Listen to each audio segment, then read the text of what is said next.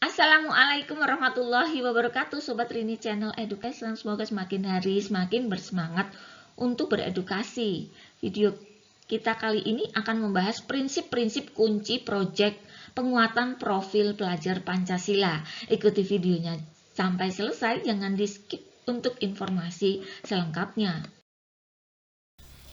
Proyek penguatan profil pelajar Pancasila adalah pembelajaran lintas disiplin ilmu untuk mengamati dan memikirkan solusi terhadap permasalahan di lingkungan sekitarnya. Proyek penguatan profil pelajar Pancasila menggunakan pendekatan pembelajaran berbasis project based learning yang berbeda dengan pembelajaran berbasis project dalam program intrakurikuler di dalam kelas. Proyek penguatan profil pelajar Pancasila memberikan kesempatan bagi peserta didik untuk belajar dalam situasi yang tidak formal, struktur belajar yang lebih fleksibel, kegiatan belajar yang lebih interaktif, dan juga terlibat langsung dengan lingkungan sekitar untuk menguatkan berbagai kompetensi dalam profil pelajar Pancasila. Proyek adalah serangkaian kegiatan untuk mencapai sebuah tujuan tertentu dengan cara menelaah suatu tema menantang. Proyek didesain agar peserta didik dapat melakukan investigasi, memecahkan masalah, dan mengambil keputusan. Peserta didik bekerja dalam periode waktu yang telah dijadwalkan untuk menghasilkan produk dan atau aksi. Nah, prinsip-prinsip kunci proyek penguatan profil pelajar Pancasila itu yang pertama adalah holistik.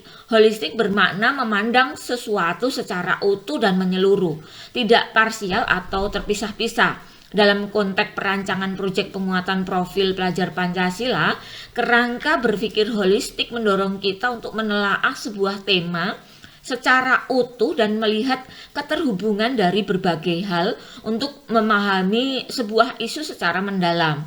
Oleh karenanya, setiap tema proyek yang dijalankan bukan merupakan sebuah wadah tematik yang menghimpun beragam mata pelajaran, namun lebih kepada wadah untuk meleburkan beragam perspektif dan konten pengetahuan secara terpadu. Di samping itu, cara pandang juga holistik ya, jadi menyeluruh.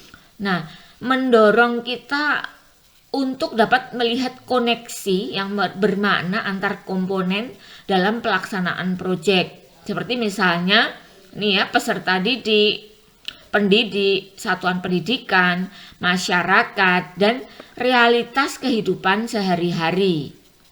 Jadi, cara berpikir holistik itu mampu merangkai komponen-komponen ini dan berkolaborasi untuk melebur dalam kehidupan sehari-hari sesuai dengan realitanya. Kemudian prinsip yang kedua adalah kontekstual. Prinsip kontekstual berkaitan dengan upaya mendasarkan kegiatan pembelajaran pada pengalaman nyata yang dihadapi dalam keseharian. Prinsip ini mendorong pendidik dan peserta didik untuk dapat menjadikan lingkungan sekitar dan realitas kehidupan sehari-hari sebagai bahan utama pembelajaran. Oleh karenanya, satuan pendidikan sebagai penyelenggara kegiatan proyek harus membuka ruang dan kesempatan bagi peserta didik untuk dapat mengeksplorasi berbagai hal di luar lingkup satuan pendidikan. Tema-tema proyek yang disajikan sebisa mungkin dapat menyentuh persoalan lokal yang terjadi di daerah masing-masing dengan mendasarkan proyek pada pengalaman nyata yang dihadapi dalam keseharian. Diharapkan peserta didik dapat mengalami pembelajaran yang bermakna untuk secara aktif meningkatkan pemahaman dan kemampuannya.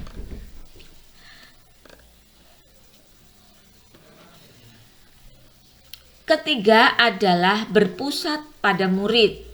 Prinsip berpusat pada peserta didik berkaitan dengan skema pembelajaran yang mendorong peserta didik untuk menjadi subjek pembelajaran yang aktif, mengelola proses belajarnya secara mandiri. Pendidik diharapkan dapat mengurangi peran sebagai aktor utama kegiatan belajar mengajar yang menjelaskan banyak materi dan memberikan banyak instruksi. Sebaliknya, pendidik sebaiknya menjadi fasilitator pembelajaran yang memberikan banyak kesempatan bagi peserta didik untuk mengeksplorasi berbagai hal atas dorongannya sendiri. Harapannya setiap kegiatan pembelajaran dapat mengasah kemampuan peserta didik dalam memunculkan inisiatif serta meningkatkan daya untuk menentukan pilihan dan memecahkan masalah yang dihadapinya. Jadi konsep belajar mandiri ini sangat penting ya. Jadi kurangi peran bapak dan ibu ya, hanya sebagai fasilitator pembelajaran. Yang keempat adalah eksploratif. Prinsip eksploratif berkaitan dengan semangat untuk membuka ruang yang lebar bagi proses inquiry dan pengembangan diri. Proyek penguatan profil pelajar Pancasila tidak berada dalam struktur intrakurikuler yang terkait dengan berbagai skema formal pengaturan masa pelajaran. Oleh karenanya, proyek ini memiliki area eksplorasi yang luas dari segi jangkauan mata pelajaran, alokasi waktu, dan penyesuaian tujuan pembelajaran. Namun demikian, diharapkan pada perencanaan dan pelaksanaannya, pendidik tetap dapat merancang kegiatan proyek secara sistematis dan terstruktur agar dapat memudahkan pelaksanaannya. Prinsip eksploratif juga diharapkan dapat mendorong peran proyek penguatan profil pelajar Pancasila untuk menggenapkan dan menguatkan kemampuan yang sudah peserta didik dapatkan dalam pelajaran intrakurikuler.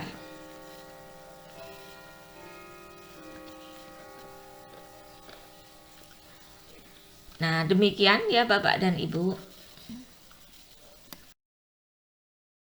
Kebutuhan akan pentingnya literasi mandiri itu menjadi kebutuhan kita ke depan untuk semakin profesional di dalam menjalankan kewajiban kita masing-masing ya, baik dari guru, dari siswa, dari orang tua, masyarakat pada umumnya dituntut untuk menjadi profil pembelajar sepanjang hayat. Karena pada hakikatnya selama kita hidup maka kita perlu terus untuk belajar. Setiap peristiwa, setiap kejadian itu adalah proses pembelajaran. Nah, simak terus video-video dari Rini Channel Education.